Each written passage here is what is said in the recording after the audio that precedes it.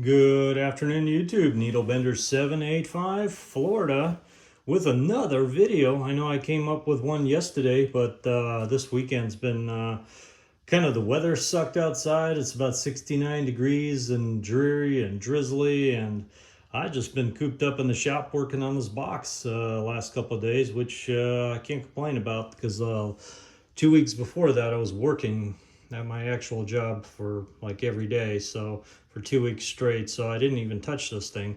But anyway, this video we're going to be putting this software to use, and we're going to be actually talking about the changes even since the video I did yesterday. I got the let's talk about that. I got the capacitors mounted as promised, the way they're going to be. Stepper motors mounted, except for the inductor. I have not had a chance to install that. That's next. My biggest learning curve, as I've mentioned, was learning to work with this stuff right here, and this stuff is awesome. Like I said, there's a T version and a V version. The T version is quite a bit nicer. Actually, I'm sorry, the V version. Yeah, this is the V version. I'm sorry. The V version, the more expensive version, is a lot more. I mean, you tighten this just a bit, just to the point where it's snug, and it's not moving. Like, all of this is like kind of like Legos. I mean, it was so easy to work with these mounts. All these little sliding things. Let me show you what I'm talking about. These little sliding things, and that's why they call it the V version, is because this slider has a V shaped on the bottom. They pop in there and slide and then tighten down to whatever you're doing. Either it's this or that, and it allows you a magnitude of adjustment in every direction. And they can clip to each other using that, and it's there's all kinds of accessories. And then you can attach it to whatever you want. You can slide this to adjust the belt tension, and that's the way we want it. And I thought this whole setup was going to take up a lot of room here, but it actually does not. There's another one here.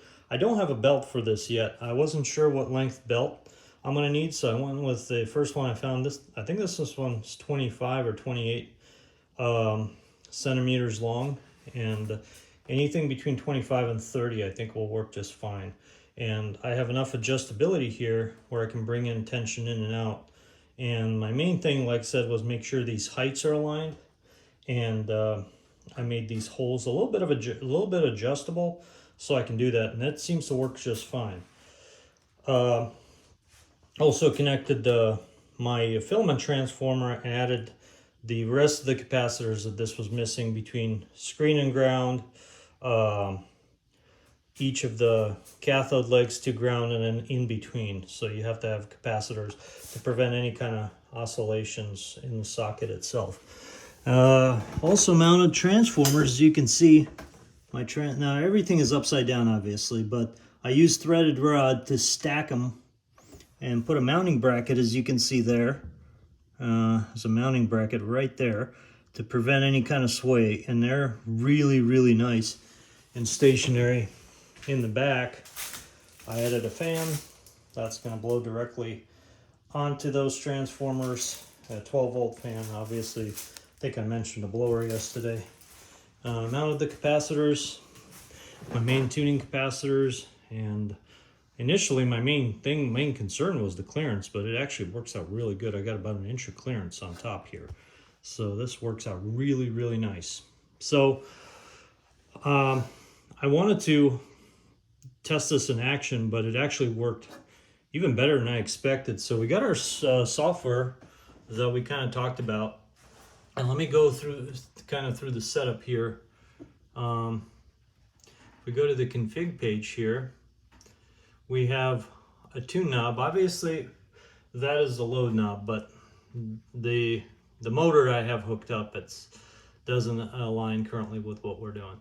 So when you initially plug it in, what I recommend doing, and that's what I did, is roll the capacitor all the way to the left, and that's going to be your 0, because you want to roll it all the way, because to the left there is no stop. It just starts kind of freewheeling. You want to roll it and then turn it about a half a turn to the right. And then set that as 0. So what you do is you set 0. And then I manually rolled it all the way to the stop. And obviously I was very careful not to over tension the belt when I did that. And then again, I rolled it, backed it off about a quarter turn. I set max. And that gives us, when we close this out, that gives us this range of the entire capacitor, because this program is designed to work with a variety of capacitors, anything from 1 turn to a million turns. It doesn't really matter. It's all linear.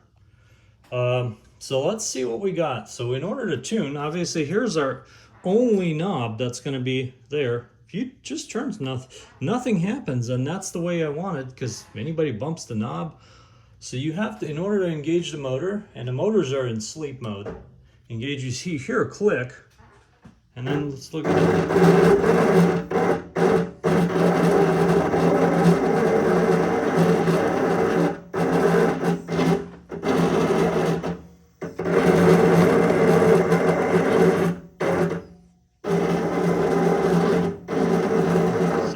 Works perfectly. Now, a main feature of the software is the memory function, is the ability to recall. So right now we were on the 10 meter band. Let me show you what I mean. And we moved the knob, as you can see. So if we want to just simply go back to the band that we're at, we just hit recall, and we're almost there. There we go.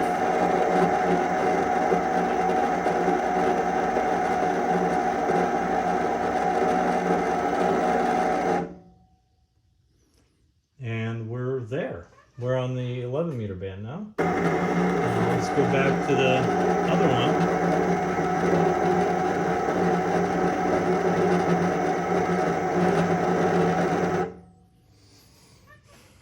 And we're over there.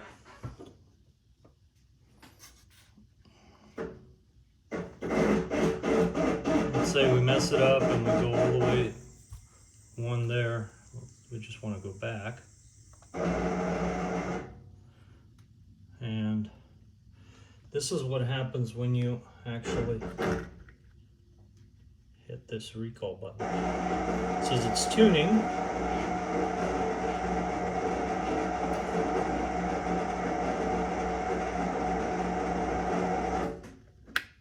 And it's tuned. And again, if you engage the tune button, it allows you to tune manually, to fine tune or whatever you want. And you can resave that new position if you wish, or simply hit the recall button for that band, and it'll go back to that. Or go to another band.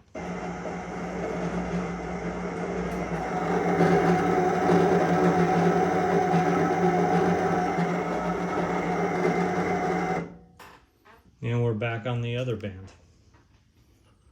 And you'll be able to do that with the inductor and as well as the capacitor. So anyway, got this thing shut off now, but as you can tell, it's working real well, and I'm really pleased with the way it turned out.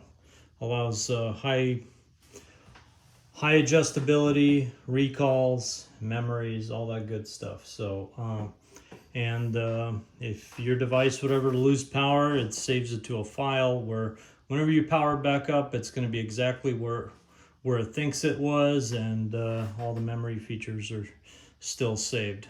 So we're going to have one more here for the inductor, put a belt on this and wire it all up, and then the fun part is where we actually hook up the nano VNA to the output section, and we actually save some stored values. See if we can recall those. That'll be a next level of fun there. But anyway, here's our Tune engaged again.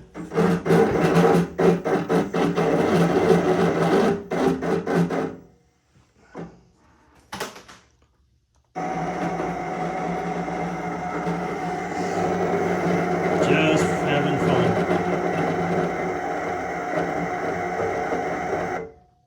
There you go. Anyway, that's the software, that's the hardware end of it.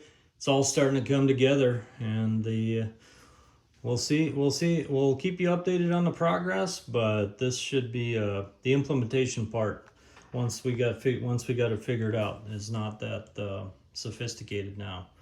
And once we figure out how we're gonna mount everything, it's pretty straightforward, as I would say.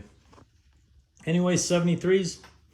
Enjoy the video and 73s.